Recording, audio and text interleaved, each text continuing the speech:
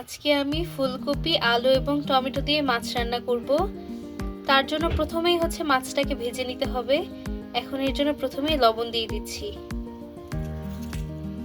তারপর দিয়ে দিচ্ছি হলুদ গুঁড়া।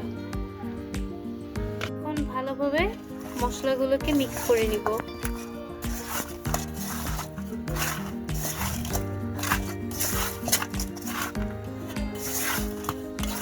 মশলাগুলোকে ভালোভাবে মিক্স করে নিয়েছি। এখন আমি মাছগুলোকে ভেজে নিব। আমি ফ্রাইং প্যানে আগেই তেল দিয়ে সেটাকে গরম করে নিয়েছিলাম। এখন আমি মাছগুলো দিয়ে দেব। এবার আমি মাছগুলোকে খুব ভালোভাবে ভেজে নেব। এবার আমি আলু ফুলকপি হালকা করে ভেজে নিব।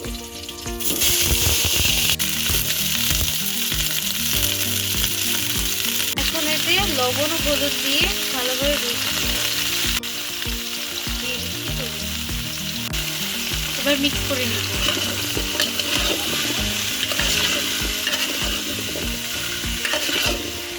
দেখতেই পাচ্ছেন মাছগুলো খুব ভালোভাবে ভেজে নিয়েছি। এখন আমার মাছগুলোকে তুলে রাখবো। ফুলকপি ও আলু খুব ভালোভাবে ভাজা হয়ে গেছে। এখন আমি এগুলো তুলে রাখবো।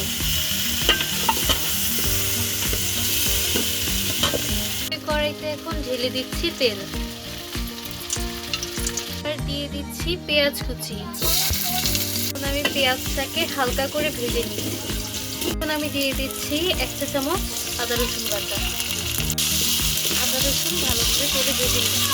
আদা রসুনের কাঁচা গন্ধটা চলে গিয়েছে। এখন আমি এখানে পানি অ্যাড করে দিচ্ছি। এখন দিয়ে দিচ্ছি স্বাদ মতো লবণ। আমি এখানে কম লবণ ব্যবহার করছি, কারণ যেহেতু এর আগে মাছ ভাজি এবং ফুলকপি ভাজতে আমি আগেই লবণ ব্যবহার করেছিলাম। এবার দিয়ে দিচ্ছি আধা চা চামচ শুকনো মরিচ গুঁড়া, দিয়ে দিব আধা চা চামচ হলুদ গুঁড়া। মশলাগুলোকে খুব ভালোভাবে মিক্স করে নিচ্ছি এবং মশলাগুলোকে আমি এখন কষিয়ে নিব। এখন দিয়ে দিচ্ছি ধনিয়া গুঁড়া, দিয়ে দিচ্ছি সামান্য পরিমাণ জিরা গুঁড়া। এবার আবারও সবকিছুকে ভালোভাবে মিক্স করে নিব এবং মশলাটা কষানো পর্যন্ত অপেক্ষা করব। পাচ্ছেন মশলাটি খুব ভালোভাবে কষানো হয়ে গিয়েছে এবং উপরে তেল ভেসে এসেছে। এখন আমি টমেটো কুচি অ্যাড করে দিচ্ছি। টমেটোগুলোকে কষানো মশলার সাথে ভালোভাবে মিক্স করে নিচ্ছি।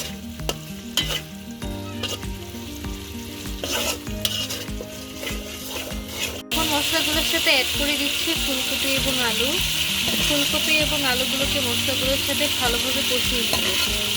ফুলকপির সাথে মশলা আলু সবকিছুর সাথে ভালোভাবে মিক্স করে দিচ্ছি। দেখেন মশলাগুলোর সাথে ফুলকপি এবং আলু খুব ভালোভাবে মিশানো হয়ে গেছে। এখন আমি এখানে পানি ঢেলে দিচ্ছি। দেখতে পাচ্ছেন ঝোল ভালোভাবে ফুটে এসেছে। এখন আমি মাছগুলো দিয়ে দিচ্ছি।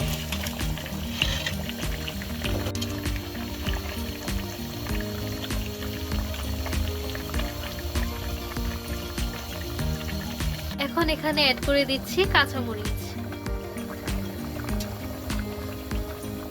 এখন ঢাকনা দিয়ে ঢেকে আরো কিছু সময় ভালোভাবে রান্না করে নিব, তাই আমি ঢাকনাটি দিয়ে দিচ্ছি।